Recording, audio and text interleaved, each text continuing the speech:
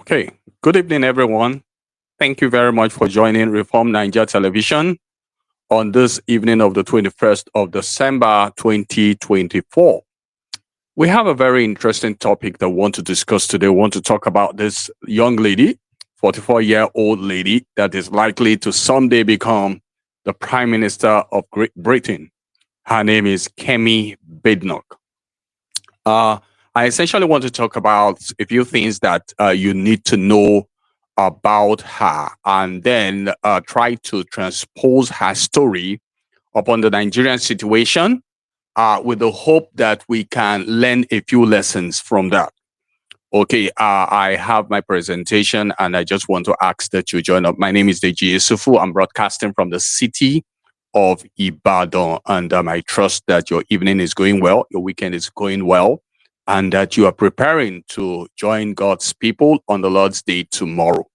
Like you usually would do on a Saturday, like we're supposed to do theology, but I'm rounding down on theology for RNTV in the for the year, so that we can start off with theology in the new year. We're going to continue our doctrine of God in the new year. Okay, but for now, I just want to just deal with some of these issues. So, we want to look at Kemi Badenoch. If you don't know much about her, I got to know her when she came onto the news, and especially her spat between her and the vice president of Nigeria. Okay, so but just before we go into that, I want to tell you about this young lady. She's 44 years old. It's interesting. My siblings and I were four boys. The youngest of us is the same age with Kemi Badenoch. So when she made news, I sent a message to our WhatsApp group, the group that my brothers and I keep, and I said, I called his name, the youngest. I said, Mr. Man, come and see your mates almost becoming prime minister. You are there in Lagos, you are struggling.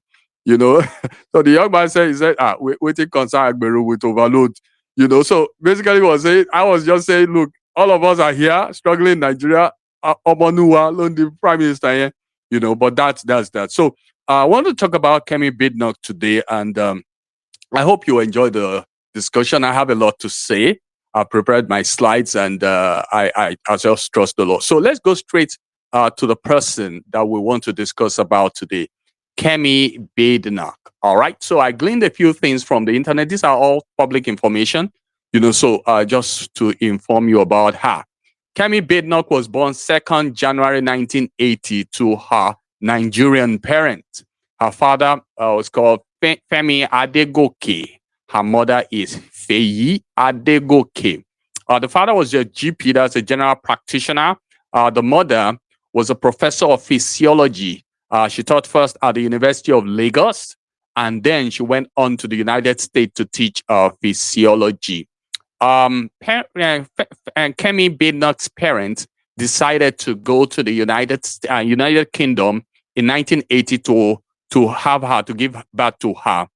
Just at the time when that country was still giving citizenship by birth to people. Don't forget that Donald Trump is also looking into this whole issue of citizenship by birth, and he might revoke it during his tenure. But in 1980, the United Kingdom was still giving citizenship to children who were born in their country. And that is how Kemi got her citizenship as a legal citizen of the United Kingdom. This is the best part of what I discovered about her. Kemi's full name is Olukemi Olufunto Adegoke Badenoch. So Badenoch is her husband's name. She is Olukemi, and even the white man, she has taught the white men to pronounce her name. She's not Kemi. She's not Kemi. She's Kemi, and that's the way they pronounce it. She's Kemi Badenoch. And she's actually full name Olukemi Olufunto Adegoke. When I was naming my children, I gave them solid Yoruba names so that it doesn't matter who they marry, they would always have. We can't put birth marks on their faces anymore, but we can name them right. So my first child is Adesola, was Ebuife Yesufu. Okay, so if ever her name changes to whatever, she will always be Adesola Ebuife Yesufu. And my son is Isheoluwa Okpeyemi Yesufu. No English anything inside. None. All right, so that's it. Kemi married her husband in 2012. He married Hamish Badenoch. They have 3 children, 2 girls. The first, I think, should be 11. The youngest is 5. And then the boy in between is 8. Now, just between at the time when the spat was between her and the vice president, I think she came into the country for a program. She came into Lagos for a program. And she brought her 2 girls, the 11 and the 5-year-old. They are half caste, of course. So she met her husband.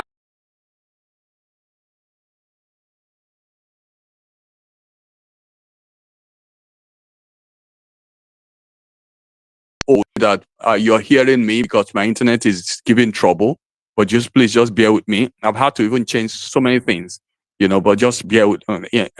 Let's pray that MTN doesn't give us trouble.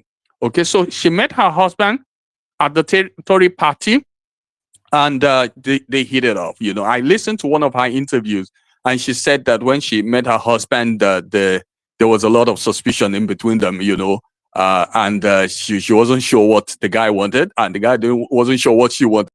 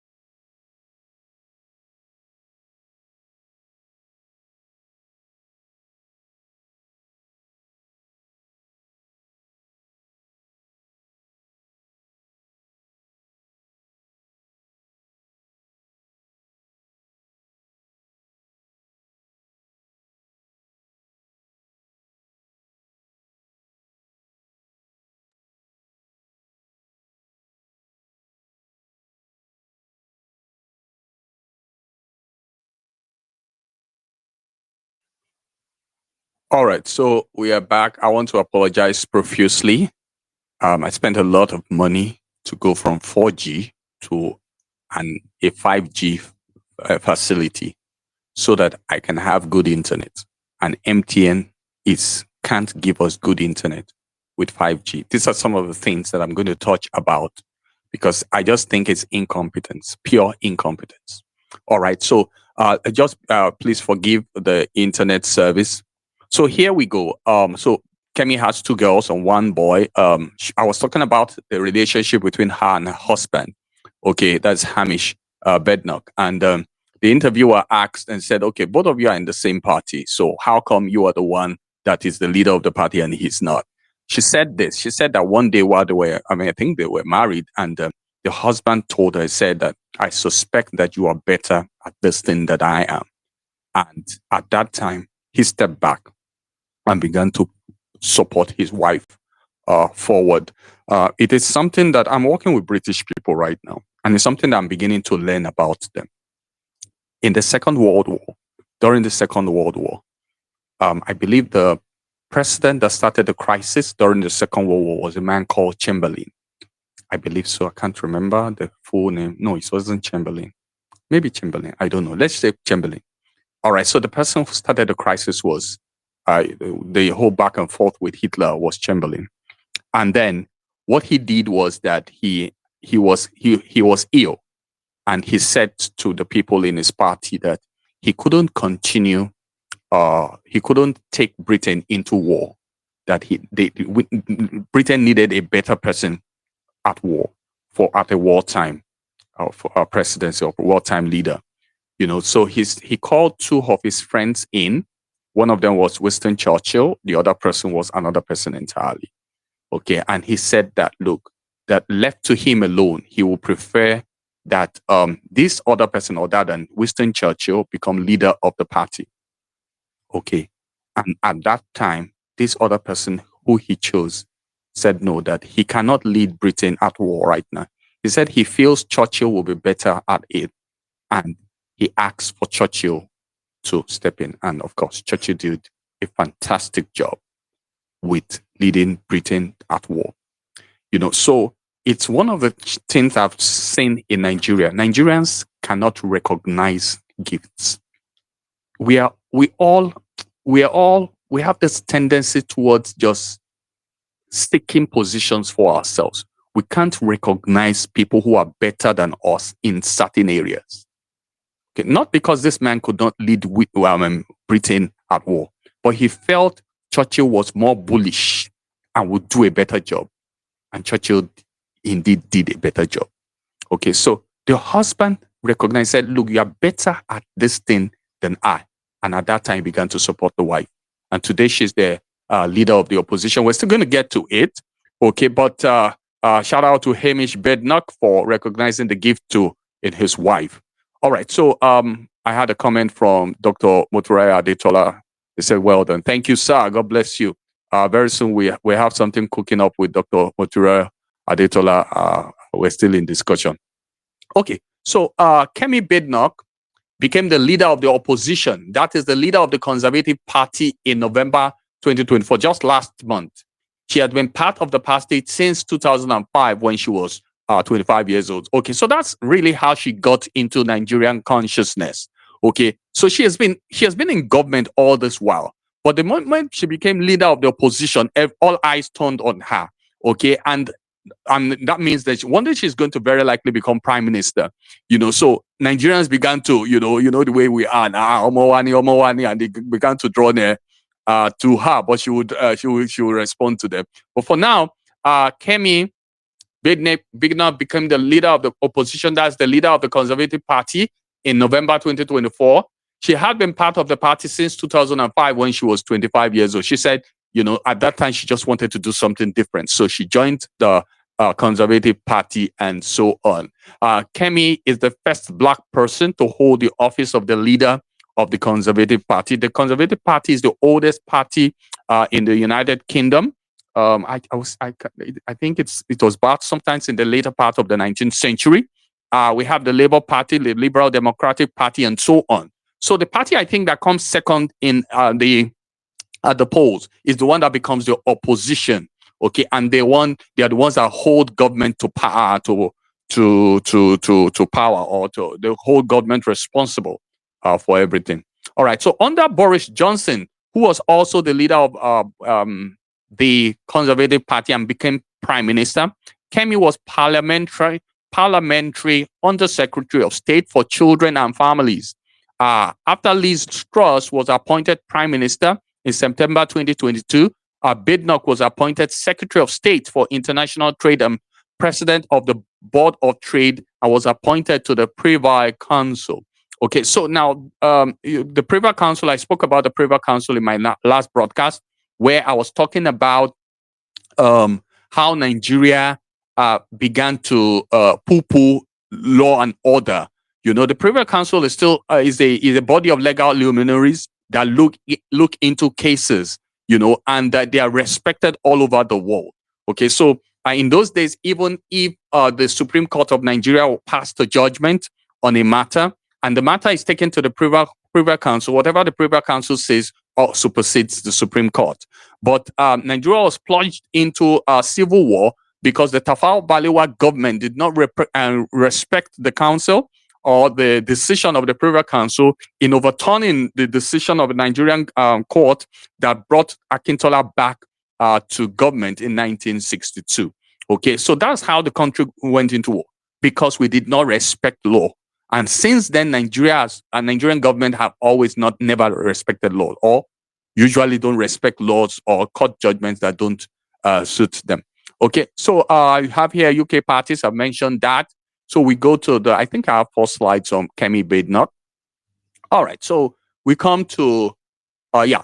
In February 2023, cabinet reshuffle, Badenoch assumed the position of Secretary of State for Business and Trade, following the merging of the Department for International Trade with elements of the Department for Business, Energy, and Industrial Strategy.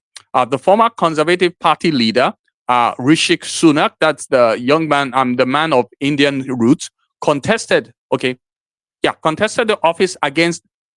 All right, so I mixed this up. So the former Conservative Party leader was Rishi Sunak, who also had Indian roots. So it's not surprising that the next leader would have Nigerian roots. Now, Kemi contested the office of the opposition leader against Robert Jumrick, okay, and she won by 57% of the vote. So she got 57%. I guess the guy got 43. Just two of them went for the opposition leader, and she became the leader of the opposition just last month. Now, Kemi's first degree is computer system engineering. She also has a degree in law. Kemi is first cousin to Yemi Osibajo, okay, and Osibajo is from Ikene, the birthplace of the sage Obafemi Awolowo. So I hope you are seeing certain things, some connection, because I'm going to employ Obafemi Awolowo in this discussion today. But she's first cousin with Yemi Osibajo, and we all know what happened to Osibajo when he tried to run for office in the APC presidential election. So this is my last slide on information on Kemi Badenoch. Badenoch spent her childhood living in Lagos, Nigeria, and in the United States, where her mother lectured. Badenoch has spoken about having a very strong, very tough upbringing in Nigeria. Her family lived in the middle-class neighborhood of Surulere, and she was a student of the private International School of Lagos.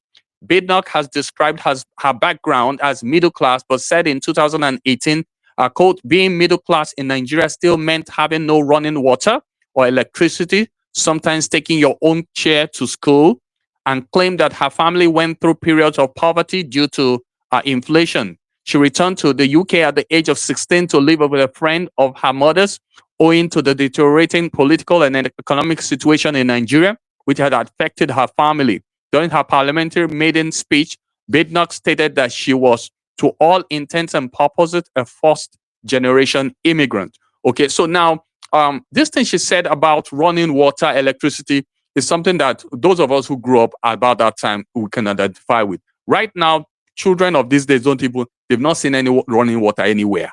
Okay, but we still had running water during our own days. Okay, but she mentioned something else that, scared her stiff in one of her interviews. She said that she knows what it is to live in a house where you have to double check, triple check on the locks. Okay, I still do that in my house to tomorrow. I triple check on my lock to be sure that when I locked it, my children had not gone to open the doors. Okay, that's the first one. The second thing she said, that she had such horrific experiences in which you'll be in your house and you'll be hearing thieves in your neighbor's house. They are robbing your neighbor.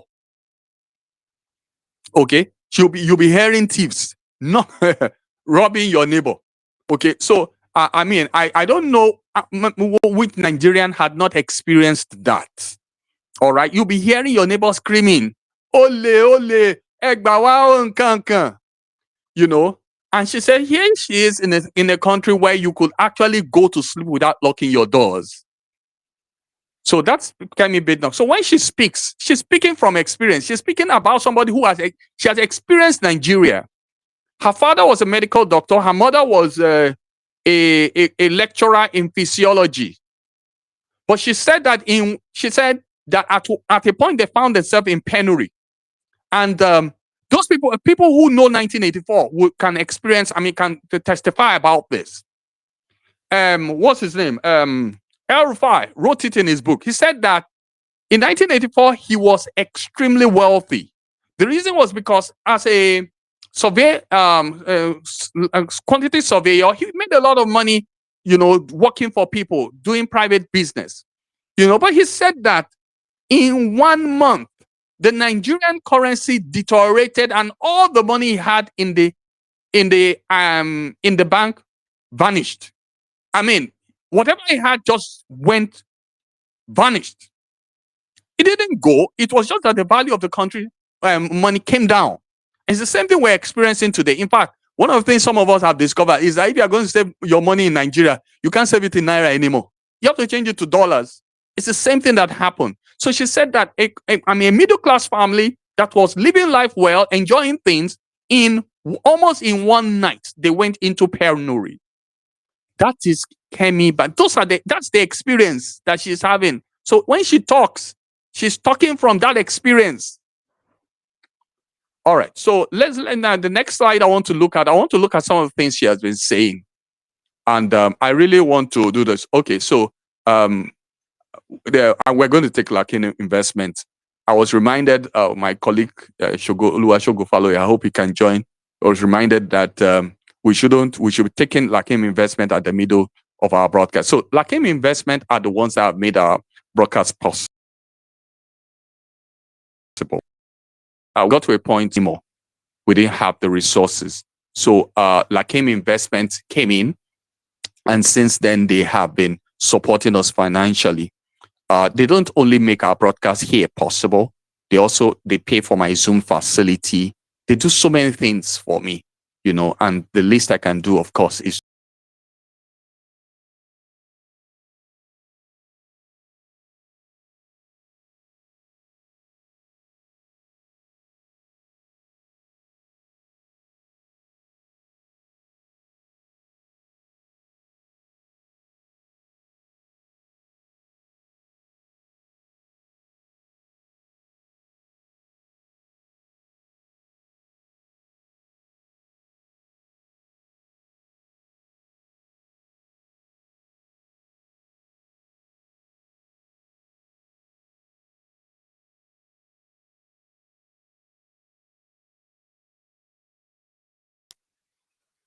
telling me my internet is not good today at all. It's just messing up. So I have to take Lakim investment again.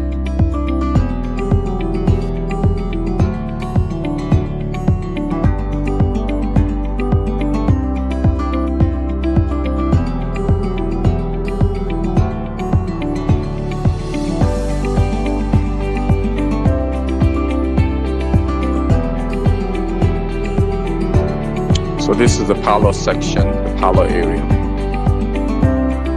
Beautiful place. I stayed there in June this year. Please patronize them and keep us also in business. This is the corridor that leads to the rooms.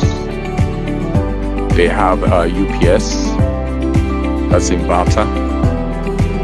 This is the main room, the master bedroom. This is one of the toilets. This is a room that I stayed in and enjoyed it thoroughly. So that's Lakim investment. That's the wardrobe.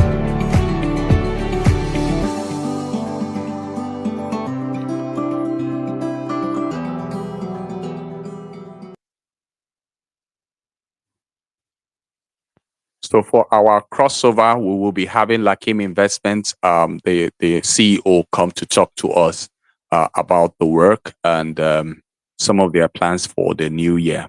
Okay, so let's rush back to Kemi Badenoch and see what we have there. I believe I am on slide 6. I believe so. Slide 6. So we want to talk about, want to talk about some of the things Kemi has been saying. Because Kemi doesn't hold bars. She doesn't hold prisoners. She just says it as it is, and that's the truth. If the lady doesn't have anything to hide, she's not getting anything from you or from Nigeria. Why would she? This is so. Why? Okay, so I want to talk about why I have chosen to speak on Kemi Badenoch on the gospel channel. Ideally, of course, this is a gospel channel. We want to talk about Jesus and all of that. But first of all, I've learned over time that there's a close relation between politics and religion. Very, very close. We can't practice religion if the political system is upside down. That's the first thing.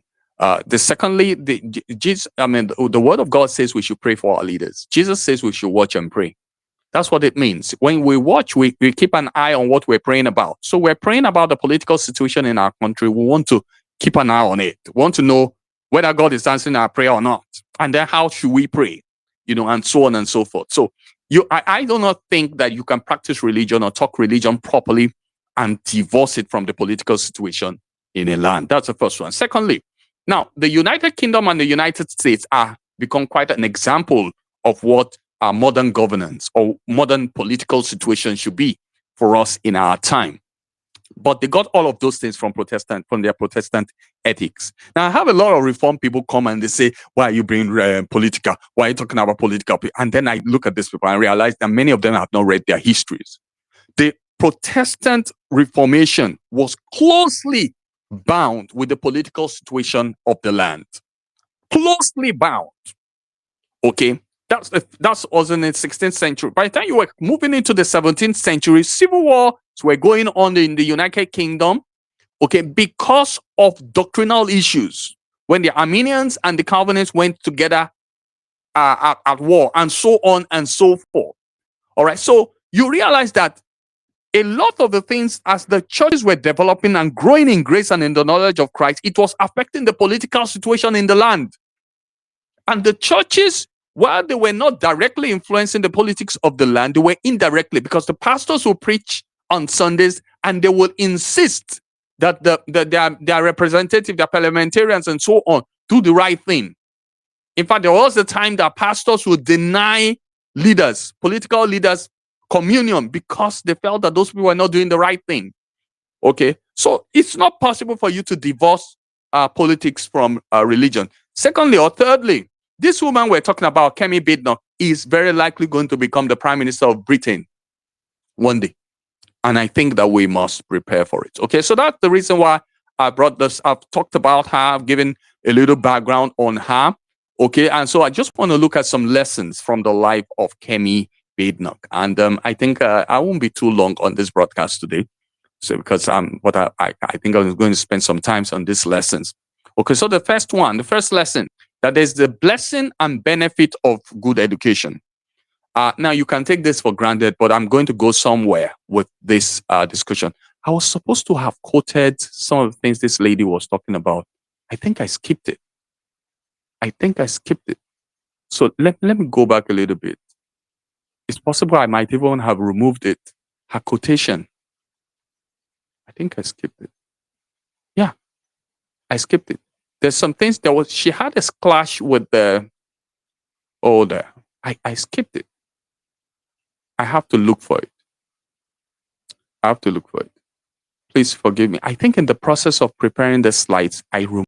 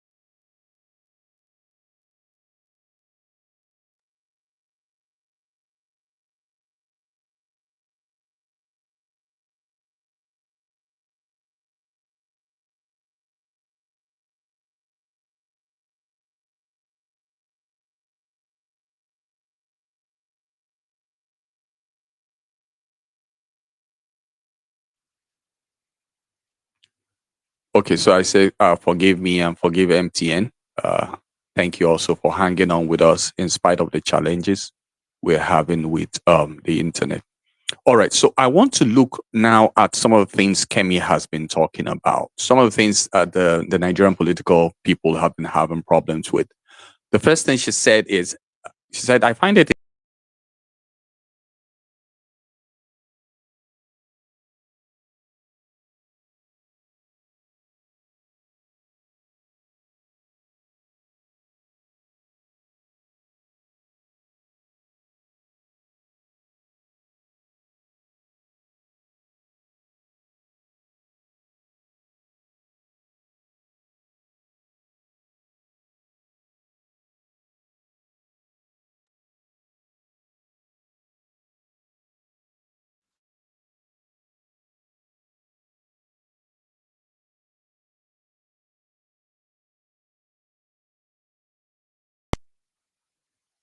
All right, so I think I'm back. So yeah, so the question that I wanted to ask those who had the problem with this comment that she made, I don't know whether you heard it. Let me read it again. I find it interesting that everyone defines me as a Nigerian. I identify less with the country than with my specific ethnic group, which is Yoruba. I have nothing in common with the people from the north of the country, the Boko Haram, where Islamism is. Being Yoruba is my true identity, and I refuse to be lumped with the northern people of Nigeria, who were our ethnic enemies, all in the name of being called Nigerian. Now, Kemi can say this thing because she's not in the country. She doesn't care about the country. Okay, she even went on to reply Shetima and said, "Look, I'm not your PR. My job is not to make Nigeria look good out there, you know."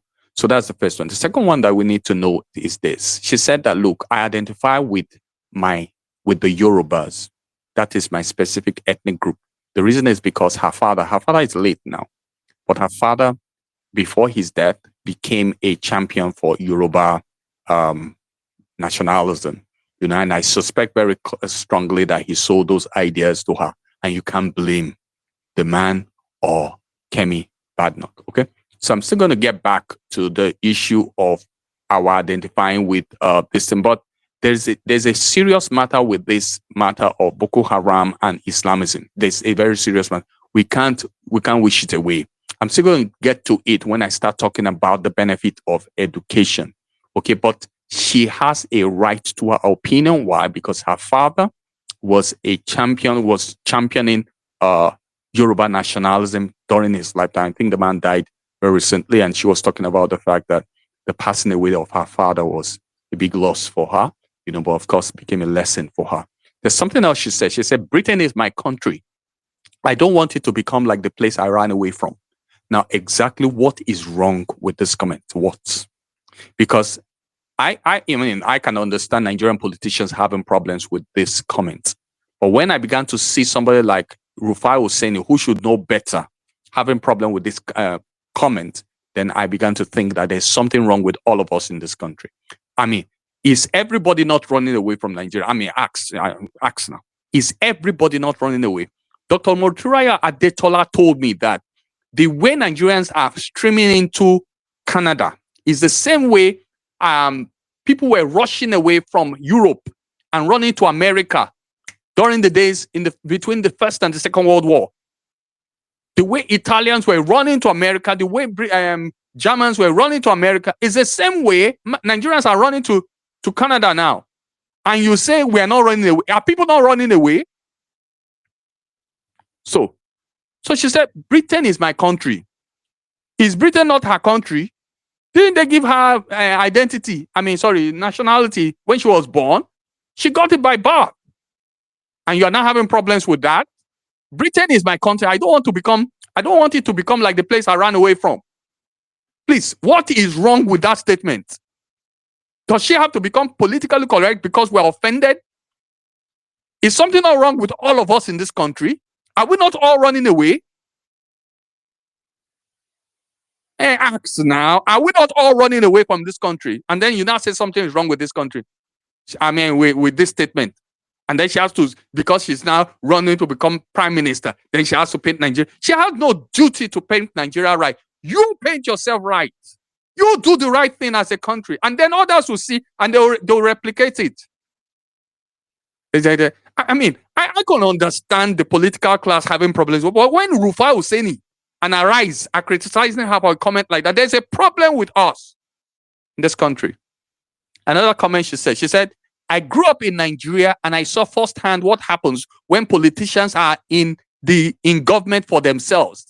I saw what socialism is for millions. I saw poverty and broken dreams. I came to Britain to make my way in a country where hard work and honest endeavors can take you anywhere.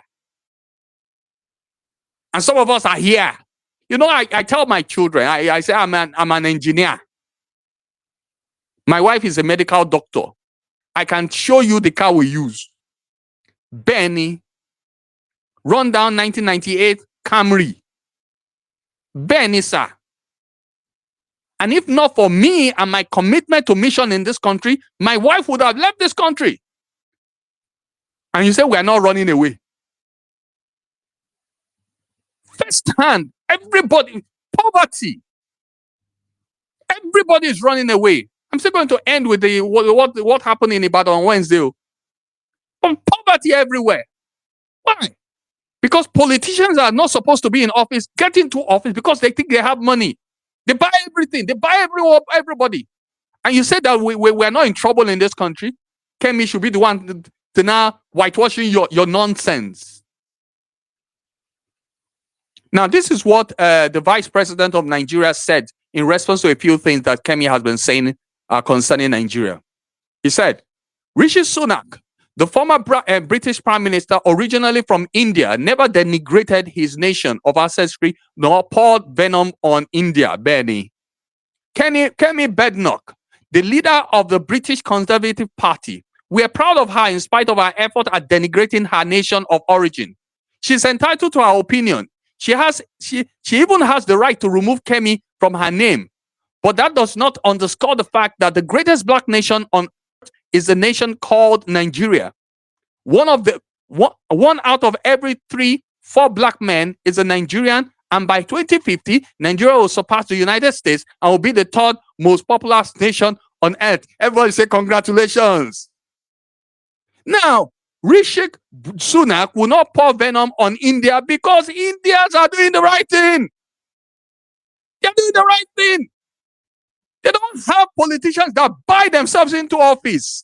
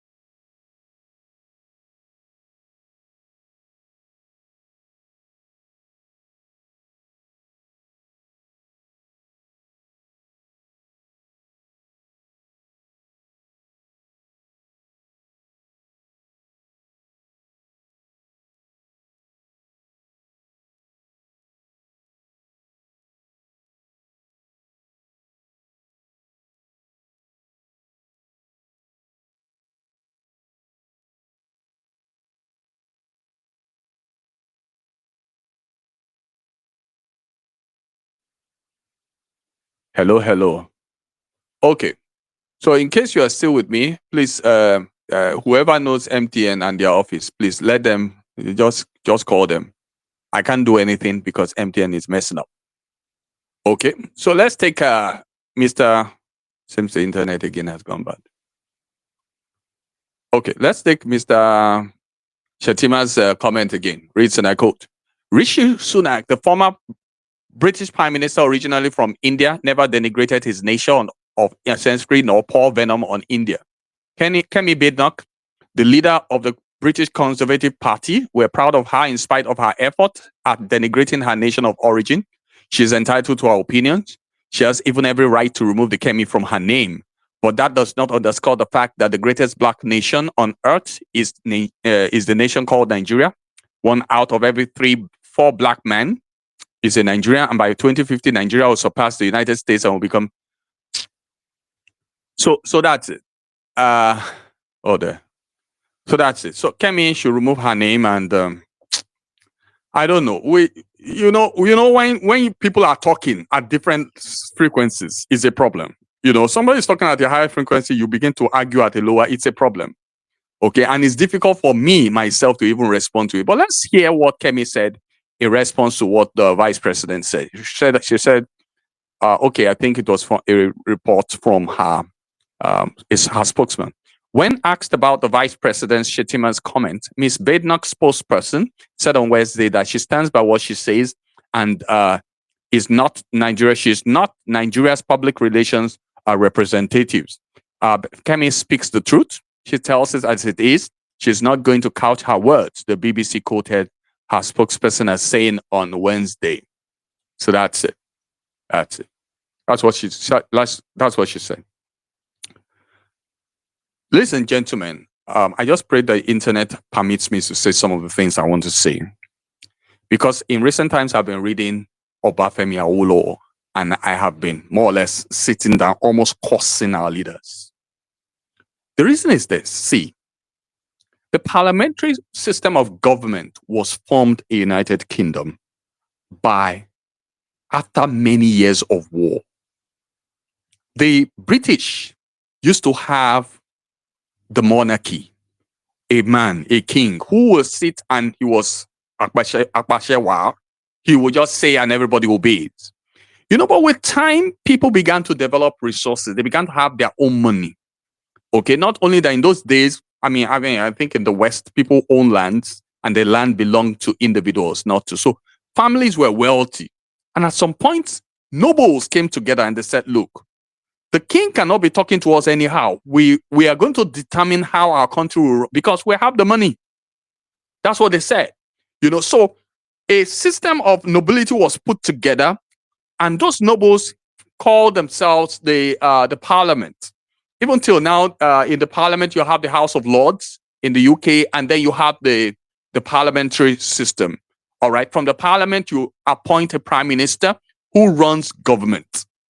So that the system of government in the United Kingdom has developed so well that the king is no longer Akbashewa. He doesn't just sit on the throne and just declare to everybody. Okay. Instead, he has designated or deployed government to people who can do it. All right. So what happens is that people go to school, they study political science. They go to school, they study law, and they learn how to run their government themselves. In the process, people set up parties, and the parties have ideas. The parties are steeped in certain ideologies. The conservatives have conservative ideas. The liberals have liberal ideas. The Labour are the workers' people's party. Okay, and the Labour people are the ones in government today in Britain.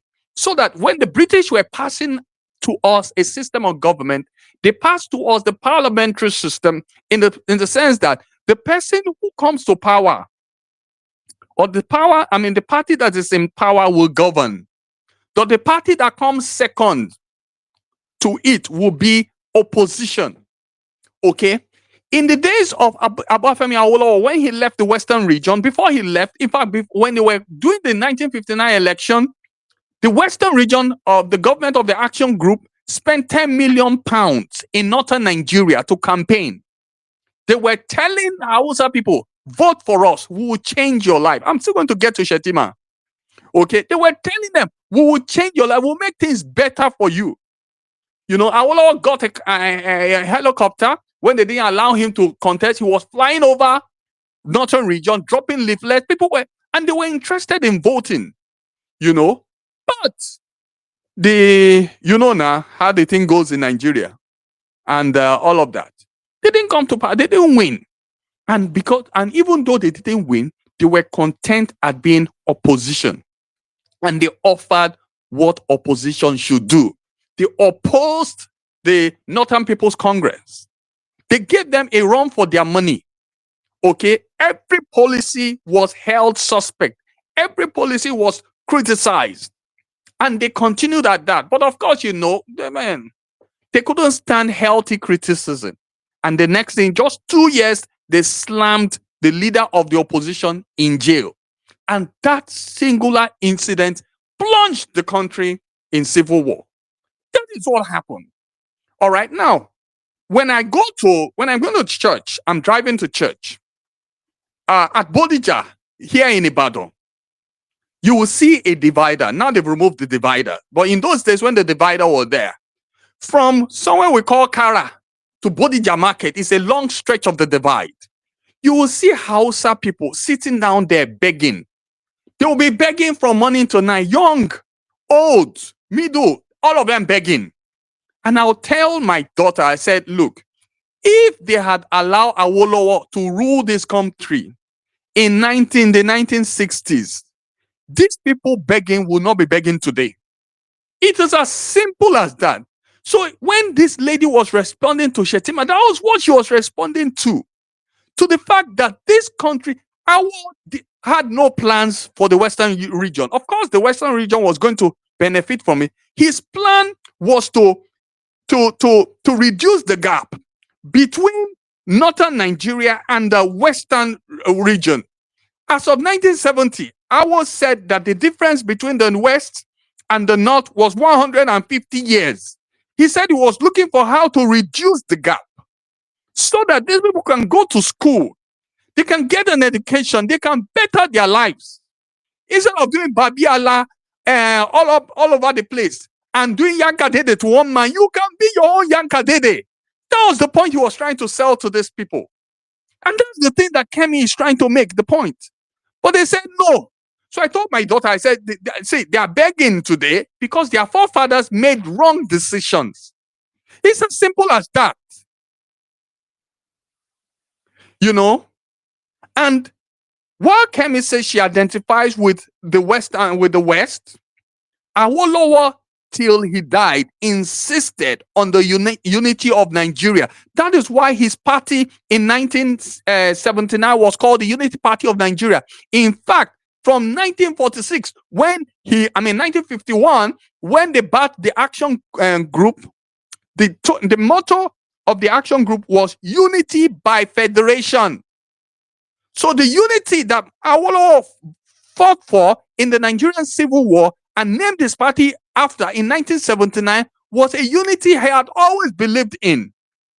Awolowo is not a tribalist. He's not a Yoruba people, let's form Yoruba. And I'm not that. Because I've read the man's book, I've seen the man's philosophy. He insisted, he believed that Nigeria can be united. And I still believe that Nigeria can be united. I still believe it. That the gap between the North and the Southwest, which is almost 300 years now, can be bridged. If we have leadership, we can go into the North and plant schools, and all these Almajiris can go to school, and you'll be surprised that the solution to cancer can be among one of these Almajiris. So when Kemi was talking about this thing, that is what she was responding to. She's not Nigeria's PR. She has no business painting Nigeria good. If Nigeria is bad, let the world see it and let us change. Let me go back to my slides. I think the internet is a little better now, so that's that. I want to look at. I'm not sure where I am in my slides now. Okay, I want to. So we have seen the response, the back and forth between her. She's saying, "Look, Nigeria. She's a Yoruba person. She's not Nigeria aware." She has a right to her opinion. Okay, so I want to look at some things that I raised here. I've looked at this. Okay, the reason why I am speaking on Kemi Badenoch, we can't separate politics from religion. I can't. If you can't separate that's your business. I can't. Okay, so some lessons from Kemi Badenoch. Number one, there is a benefit of education. Go to school. Go to school. Go to school. When I finished the university and I came to the street, for a long time, I didn't have a job. I was a teacher in a primary school with a degree of electrical engineering. I was a teacher and I did my job well. But I had this sense in me that I was not where I am supposed to be.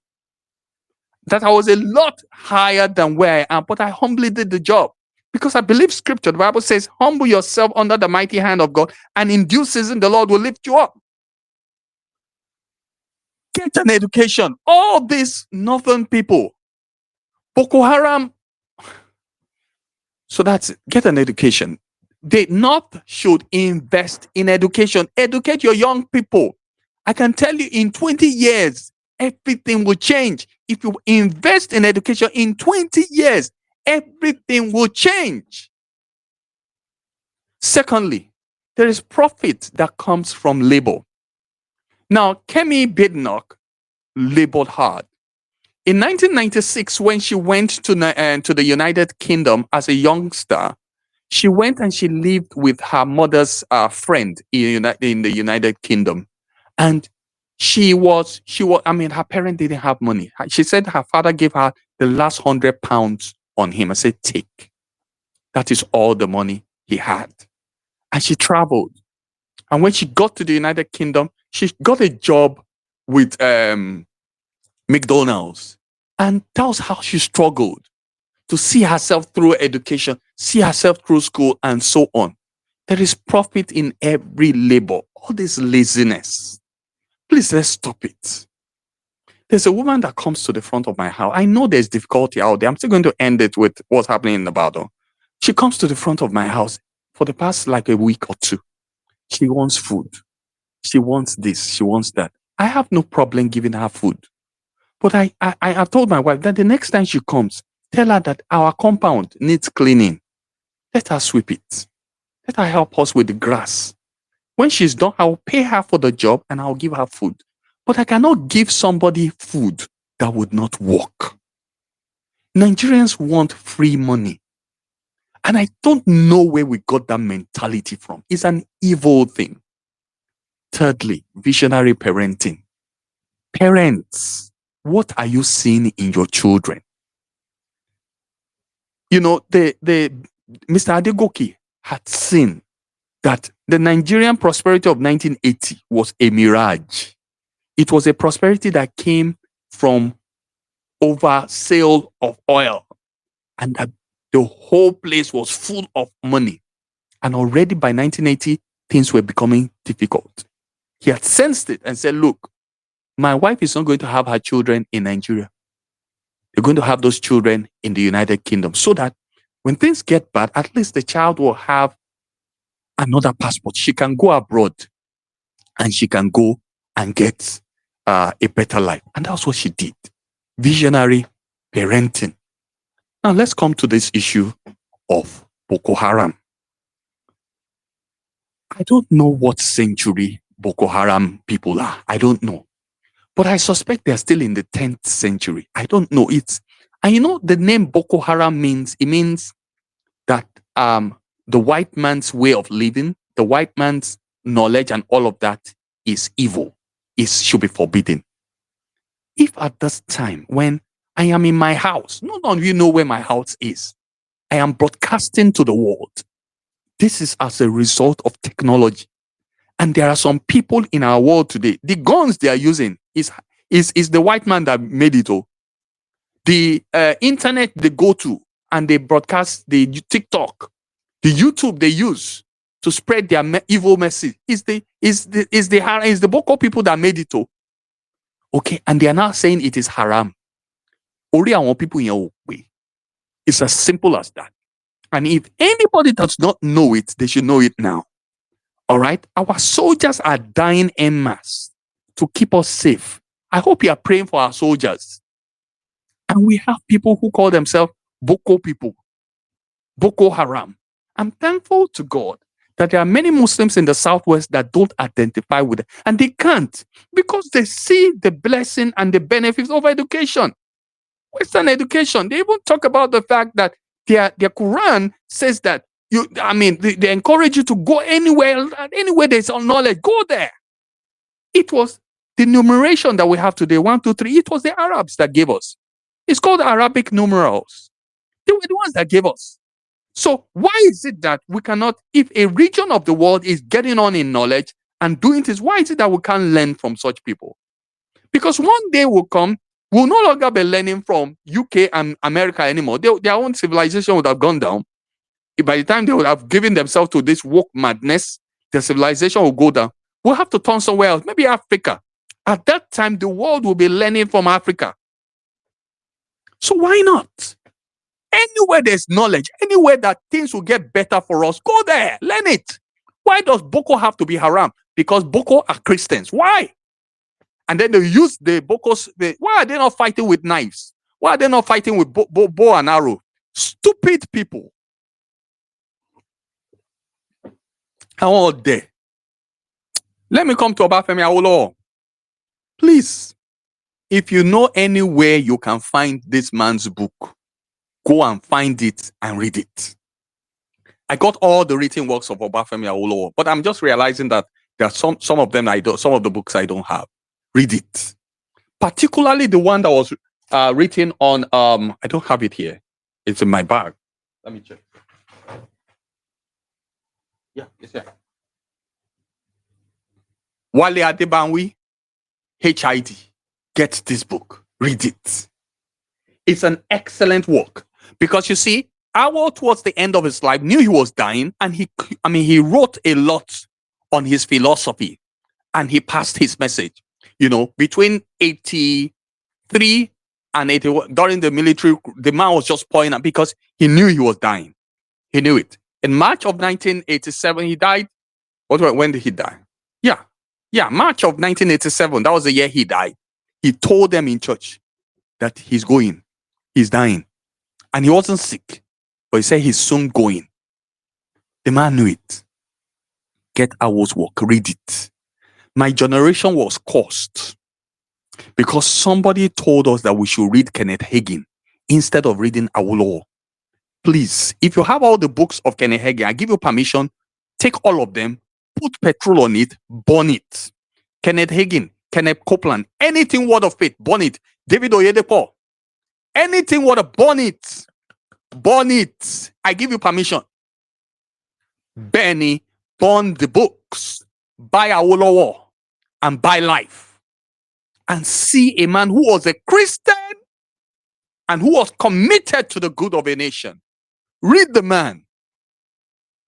And then you will understand Kemi Badenoch. I'm even surprised. I'm not surprised. She is first cousin with Yemi Osibajo. And Osibajo is from Ikene. And Osibajo is a close relation of the Awolowos. So, some other lessons from Kemi Badenoch. Let me try to see if I can conclude this. And I don't know. My slides are not opening at all. All right, so the second one. So now, what Awolowo planned for Northern Nigeria, I've talked about that. In 1970, I read one of his speeches. He said that the difference between the Southwest and the North was 150 years. Now I believe it's 300. 300 years. And the gap can be reduced. We don't have to split. The problem with splitting is that the minute Nigeria splits, there will be no end to splitting. And what nations do today is not that they split, they come together.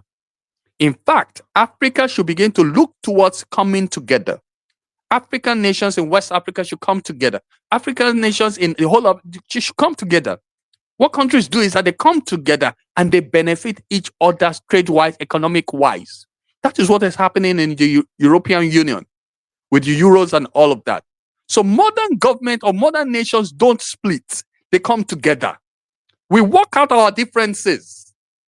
Okay, so Awo had plans for the North. but it was their leaders. And it was their leaders that plunged them where they are today.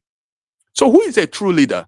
The rich or the knowledgeable? Of course, the knowledgeable.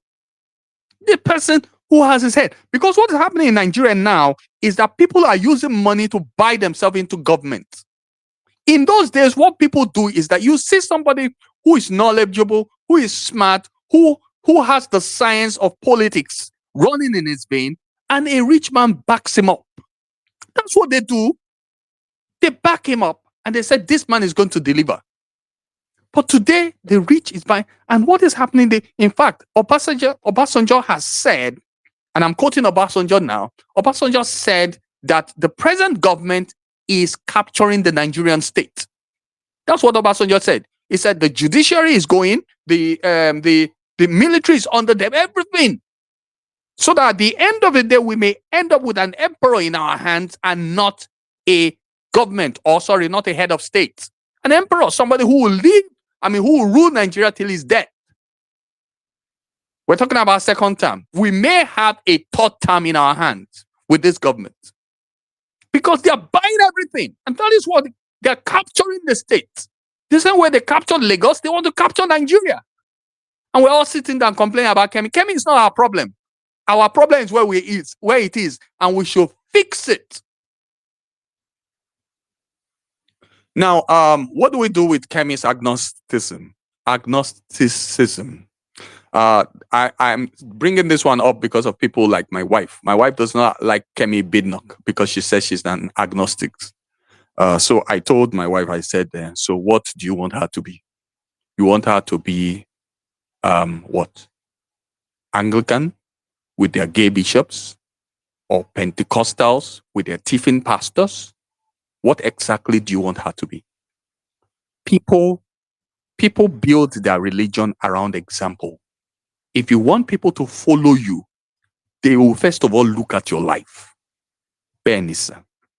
If the church is all the Roman Catholic with their pedophile priests, if the church is going to be an example to the world, they must live Christ. They must live like Jesus did. So Kemi is agnostic today because she knows no other. Agnosticism really means is the path between religion, true religion, and that's knowing God and denying and atheism. Okay, agnostics are people who say they don't know. They don't know whether there is a God or there's no God. That's agnostics for you. And they don't go to church, they don't do anything. Okay, and I understand Kemi's mind because Awolowo, when he was reading law, never went to church once in England, and he was flirting with agnosticism for a long time until his wife brought him back. It was HID that convinced him and said, "Look, there is a God." Besides that, Awolowo was something one of his enemies called him an apostle of trouble. He got himself into enough trouble that he began to learn how to pray and to beg God to deliver him. And he said, in fact, this testimony came from his daughter, the only daughter that is alive, Tokumbo Dosumu Awolowo. She said that Awolowo said towards the end of his life that God has answered all of his prayers except one, and that his desire and prayer to rule Nigeria. God answered everything. So now, will that one remain an agnostic? So please leave Kemi and her agnosticism. If you want to commend religion to her, live as a Christian, and then she will believe the gospel. All right. So will will she become prime minister one day? Yeah, very likely. Because you see, this is how opposition politics works. Obafemi Awolowo was so confident that he was going to rule Nigeria as an opposition leader, and that's why he was doing what he was doing. Opposition politics basically is this: holding government accountable.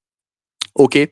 Now, government will very likely, the opposition will very likely succeed the government because the opposition will continue to point out the errors in a government and continue to provide solutions to those errors, so that by the time the people go to the polls, they will be hearing more of the opposition in themselves than those in government. That's why many times opposition comes to government in Britain. Okay, that's why.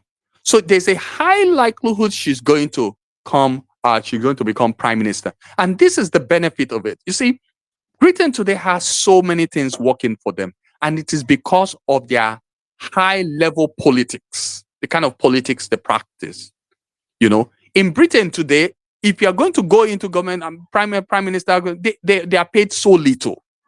So the person who will go and become prime minister will be doing it out of a passion and a calling rather than what they want to get from office. It's in Nigeria that the whole commonwealth of the country is in the hand of those people in government, and that's why everybody is dying to get there. Finally, is there a gospel message in all of this? I think there is. The gospel message really is that Jesus Christ is in all of us, is in all. And our Lord especially is in the life of the downtrodden. Somebody who is nothing today can become something. Why? Because Jesus does it. And Jesus is able to do exceedingly abundantly above all that we could ever ask or think. We do not take the days of little beginning for granted because Jesus is able to use the little that we have to make us great. Okay? So that is why, those people who know how I started my internet TV, I started with terrible cameras, bad internet, everything. But little by little, it gets better every year.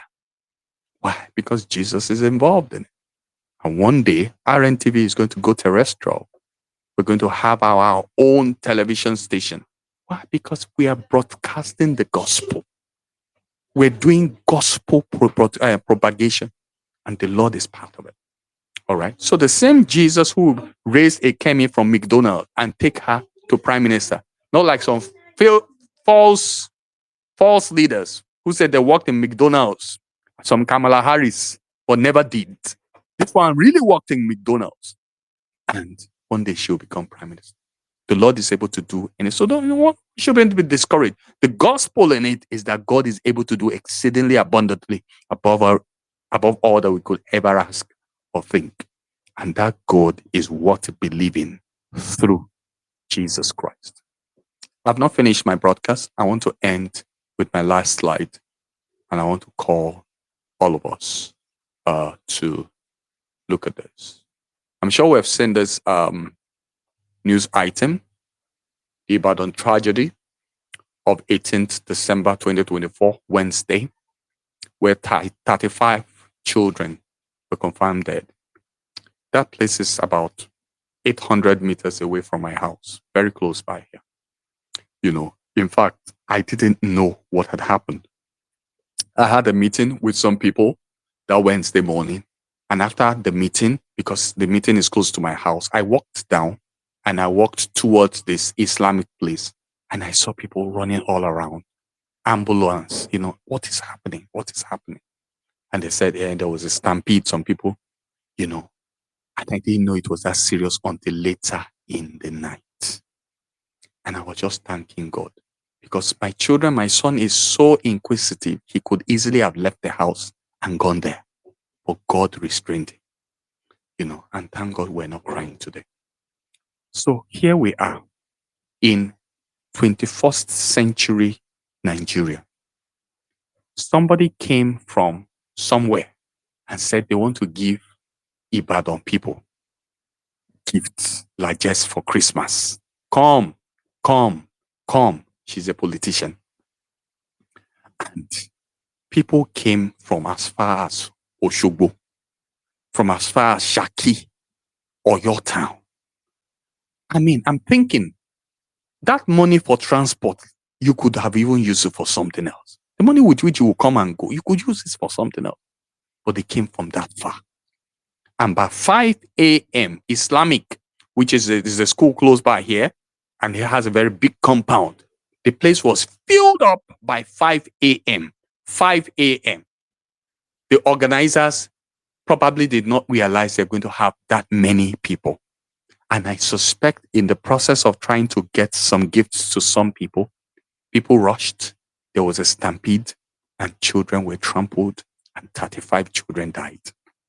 The kind of hunger in Nigeria, I cannot understand. As we're reporting Ibadan, there's another one, I think, in Anambra that was reported again. The same stampede. I went for the burial of Professor Fasomade's wife in Chapel, University of, I'm not saying outside, University of Ibadan. The man, because he's burying his wife, a young woman, he decided not to have party after the distance. Rather, he brought the food to the church so that food could be distributed to guests who came. Nigerians were falling over themselves trying to grab food at the Chapel of the Resurrection University. I'm not saying outside. They were fighting over food. And I just thought, I couldn't look at it. I said, how long? How long will it take for you to get your house, make a meal and eat and sleep? How long? Even if it means drink gari, how long? And then the worst part of this stampede was that the people the thing was designed for were not the people who came. People were coming with jeep. The woman who came to clean my house today said that she saw a woman with Brazilian hair there. You are wearing Brazilian hair. What are you doing in a crowd like this? Everybody is looking for Ifa. There's hunger. There's hunger. And you are saying Kemi Badenoch should not criticize you. Kemi Badenoch is not our problem.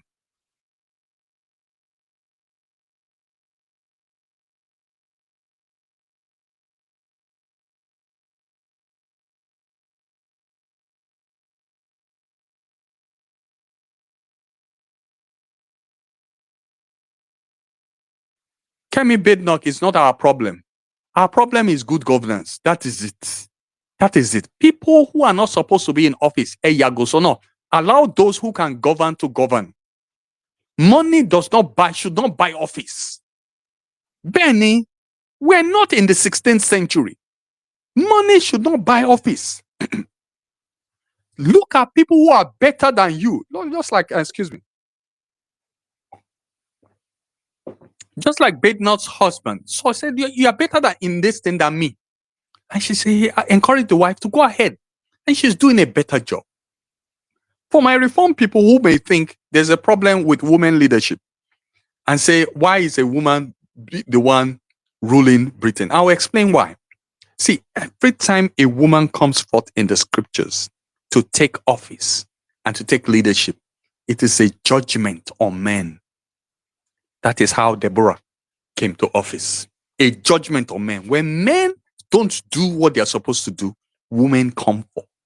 That is it. Have you looked at Kemi's philosophy? She abhors wokeism. She abhors it. She has gone to the US to see Donald Trump. She met with J.D. Vance. She is conservative to the root. She abhors all this nonsense, all this transgender magana and stupidity. She abhors it. And she's of the conservative party that insists on certain conservative values. And that is the reason why our eyes don't like her, because they listen to CNN and their stupidity. They listen to leftist agenda. She abhors it. You know, she's conservative to the roots. Okay, so please, ladies and gentlemen, Kemi Badenoch is not Nigeria's problem. Our problem is bad leadership. Chinua Achebe has said it since 1980. Nigeria's problem is bad leadership, not Kemi Badenoch. That's the reason why there are stampedes all over the country, because people are looking for food to eat. My name is Deji Yesufu. I pastor Providence Reformed Baptist Church. We meet at the University of Ibadan. We rent an hour space in the University of Ibadan because that's what we can afford. I've written a book called Humanity. I've been saying all these things for years. Get a copy for yourself. Okay? Please patronize Lakem Investment.